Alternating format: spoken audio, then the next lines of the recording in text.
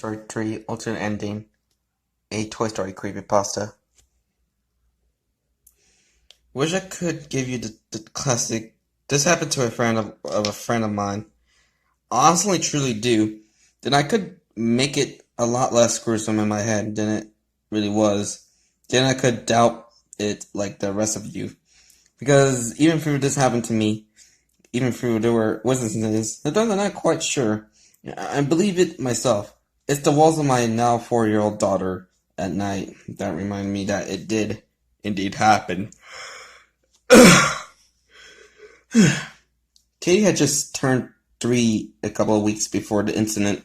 One thing I loved to do was take her to the theater every few Saturday morning for a kids' movie presentation. It went from old classic like Snow White to a recent Pixar movies. It was fun and enjoyable. And that way, Katie mingled with other kids her age who loved the same movies. At this time, Katie was as initially obsessed with anything related to Toy Story. We had all three movies on DVDs, which she watched religiously.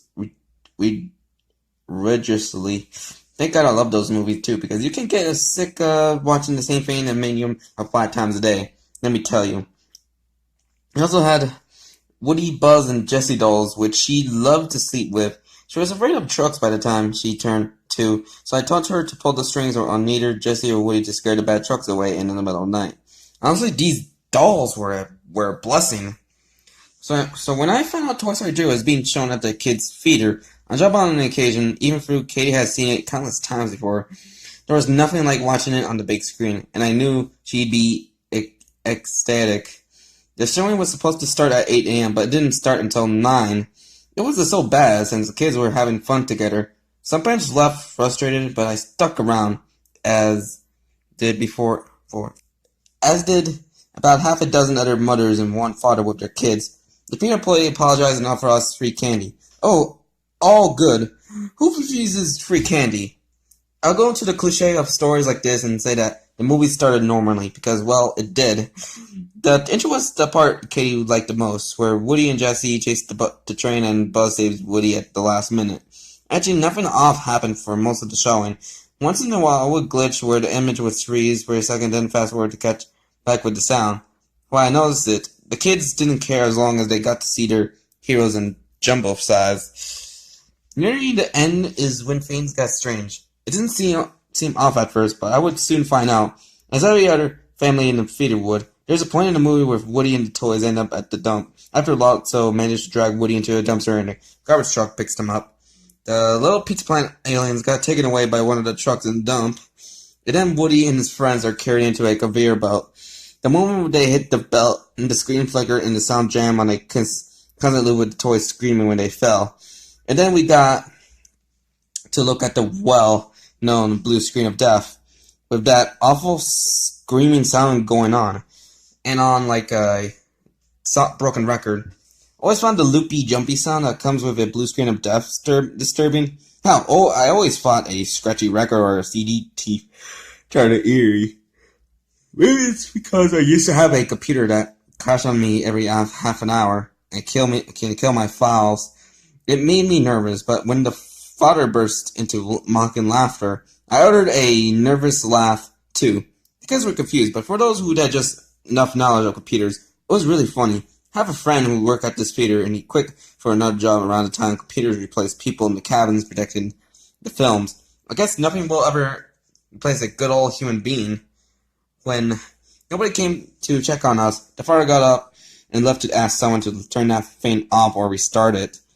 Katie didn't seem fazed by this and shrugged it off, waiting patiently. She was always pretty smart and immature, knowing she could watch it at home anyway. A little boy was crying, and the mother had to leave when the sound became ridiculously loud. It wasn't constant.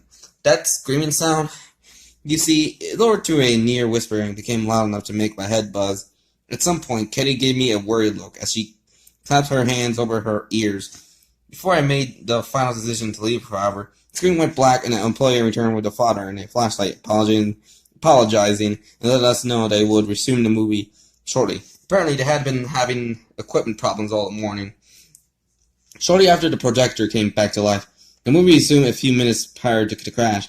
Only crashed at the at that very same spot as Hick in time, losing him death again. By then, the father and I were laughing. Don't get me wrong, we only pay a $5 fee for entrance, but this was getting ridiculous. Seriously? The father explained. This time, no one had to go get any employee. The screen flickered, and the movie started where it left off. Almost immediately, with a loud click coming from the cabin up behind me. It reminded me of a gun as it clicked the safety off, and I couldn't help but look up at the beam of light. Might have been an employee kicking the machine back in gear for all I knew. As long as it worked, I wasn't going to complain but skip a. Come this point, another misstep, and I was gone. Watching at home was a whole lot less troublesome. The movie seemed fine come this point, except for the sound, like someone had put a pillow over their speakers to muffle it. Something else was odd, but I didn't notice it when it was until Lotso portrayed the toys, but by not pressing the stop button by the belt, it didn't fall in the incinerator. It was their voices. Their voices were different. Not by a whole lot. Maybe the kids didn't notice it, but I did.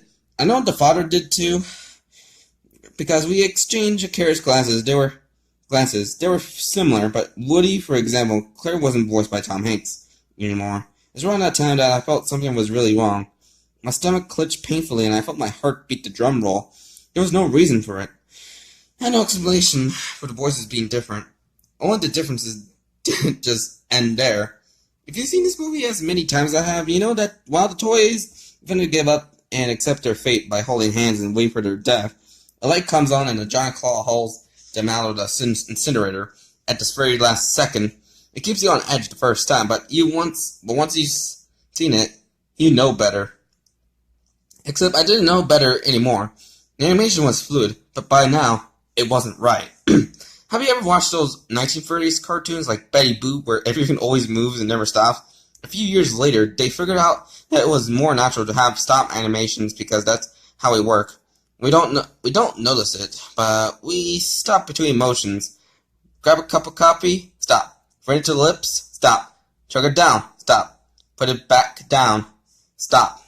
It's subtle, but it made all the differences in animation when they realized that and things started looking whole lot less psychedelic from that moment on. Well, the animation on the big screen just didn't stop moving like those older cartoons.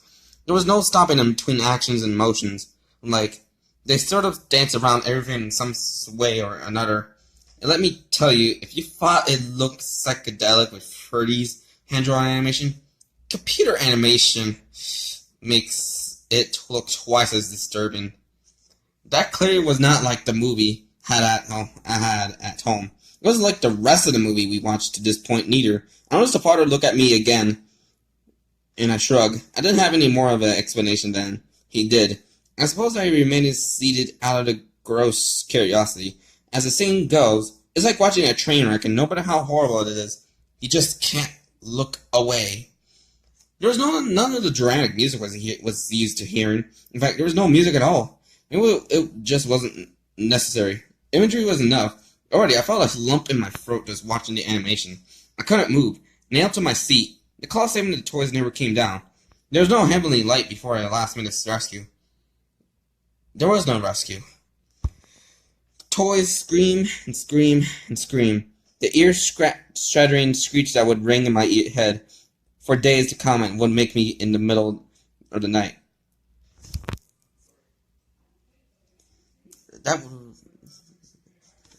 The toys held hands which shrank as their plastic melted into a thick, flesh-colored goo. I remember Woody's face the most, because this is what the screen mainly focused on, as they advanced toward the fiery pit in the middle.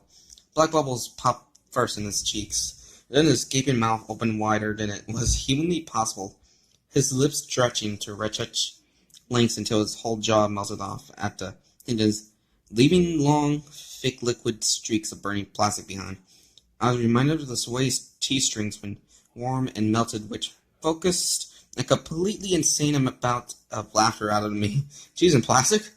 What the fuck was I even looking at? The banshee-like screeching escalated, and with the speakers all around us, it came from everywhere at once. My stomach crimped as despair ripped through me, and I thought I would get collapsed right there. I couldn't move, glued to my seat. Woody's eyes rolled down his cheeks like they weren't painted on, but were real globes of gelatinous substance which burst like egg yolks, leaving gaping holes in place. Their eyes, all of their eyes,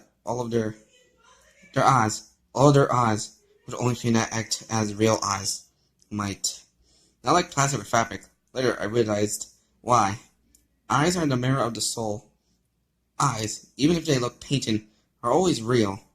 Always. And so, as they exploded into a liquid state, so did their souls, burning in the fiery pits of hell. It's silly to think that way of a cartoon character, but that's the only explanation I found for the difference. I'm not sure it makes me feel any better to think that way. Actually, it just makes me feel worse. Woody's hand had melted over his head and shaped it unnaturally, and then with it, the fabric of his clothes caught fire in one burst. It crowded like some demonic laughter, burst into sparks, convulsing back, as if he didn't go far because his hands were fused with sticking Buzz's hands. The scream was like the sound of pure hell, like something from a demon. The voices, from wrong, had sounded human until now. I felt a sharp cramp in my hands because I had been holding onto the arms of my seat as through they were my lifeline, and in some way, they were. The action kept me grounded because a part of me feared I ended up in that pit. It melted off as well, if I didn't keep some of myself in this reality. Most of the footage focused on Woody, but you got a glimpse of the others too. Toys like Buzz and Rex, toys that were made exclusively of plastic, melted quickly in a disturbingly colorful goo. There was no blood. It was plastic melting, mulling itself off and bursting into flames. It was horrible and graphic. Maybe it was because you get to know these characters so that you feel them alive, despite the fact that they're toys or cartoons. You don't need blood and organs spilled. You just need to see their suffering, so you feel it too. I even felt my skin started to prick and burn in response. I should have gotten out sooner. Take Katie and me to spare her. It was a mistake on my part not to. I regret it the rest of my life. The Squid Games turned to wails. I was able to come out of my trance long enough to realize that the sound of crying and screaming did not come from the speakers anymore, but the people around me. There was nothing but the sound of the cracking fire from the pit around us and all. The toys were dead. Children and adults alike, myself included, were the ones screaming and weeping. With a sudden burst of strength, I grabbed Katie in my arms and ran out of the theater. I didn't look back through. I could now smell the burning plastic. It was just stuck in my nose. It clung to my clothes and my skin too. I thought I heard someone vomit behind me. I'm surprised I didn't. I noticed the father had scared past me. Then again, he might have been smarter than me and left before I did. He was yelling at the employee who stood giving tickets. That poor kid didn't seem to get what he was saying. He seemed overwhelmed by the screaming and crying. So enough the small crowd of parents were surrounding him. Things started getting violent, and the kid had to escape. Me, I just stood there with Katie screaming in my arms, half hearing her, still in shock. I felt lost. I didn't know what to do or where to go. Should I go home, join a mob of angry parents and wailing children, closer to police? What? My feet moved on their own, and I let my instinct take over. The door. I was leaving. It was better for Katie anyway. To keep her away from this place. I felt empty, and the smell of burnt plastic seemed even stronger as I stepped outside. When a hand gripped my arm, I jumped and yelped. It was the father with his child in his arms, sobbing in his shoulder. It turned out that his name was Jeremy. We exchanged phone numbers after he told me he would see it to get an explanation for what happened. The rest of the day did not go well. I took 2 baths with Kay, but the death stench wouldn't leave. Eventually, she stopped crying and fell asleep out of pure exhaustion. As for me, even though I was completely off, even though I felt like I could fall asleep too, I couldn't. Every time I closed my eyes, I saw the lifelike eyes of Woody slip down his cheeks and burst, or his jaw hanging loose until it crashed in his lap. Just before my husband came home from work, I got a call from Jeremy. I remember slipping on my chair as he spoke. and a new set of hot tears streamed down my cheeks. My head hurt and my eyes burned. I thought they might pop right out too. Jeremy said that the feeder's management took the remaining a few parents to see the computer to handle the protection of the movie. Sure enough, they found a virus stored in there, which streamed a homemade version of the movie. But the streaming led to nowhere. Jeremy's job was to handle computers, so he was able to look through it for those who couldn't. He tried tracing back where the streaming had come from in the virus, but there was no lead to follow. Either the prankster was an employee and had set up the virus from the computer itself, had covered his tracks very well, or something was very, very wrong with this picture. I've heard a radiational explanation to something of outer nature, so I wanted to believe it was an employee who had access to the computer. Neither way, and other than the corrupted files the virus had left behind, there was no evidence of the disturbing footage we watched. It was gone. That was a little more than a year ago. Everything related to Toy Story has left my house. My husband, he wants to believe us, but I can't tell he's skeptical. He said someone had to animate the thing, and people had to act out the voices.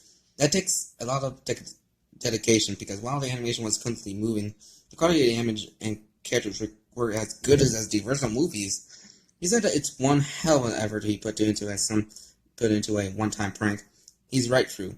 I'd never heard of anything of the sort again. You think it would have come out if it had? I checked, and Jeremy did too. There was no records of anything like it anywhere. Jeremy even tried to contact Disney and Pixar, but they never returned his calls or emails as expected. The theater's closed now. I think someone sued them, or what happened, but all the news mentioned was bankruptcy. To this day, I still get a whiff of burning plastic once in a while when Kitty screams at night, suffering for those horrible nightmares. Okay, so that was Toy Story 3. Oh, sorry. Alternate ending. A creepypasta. In my thoughts, I think this is one hell of a great creepypasta.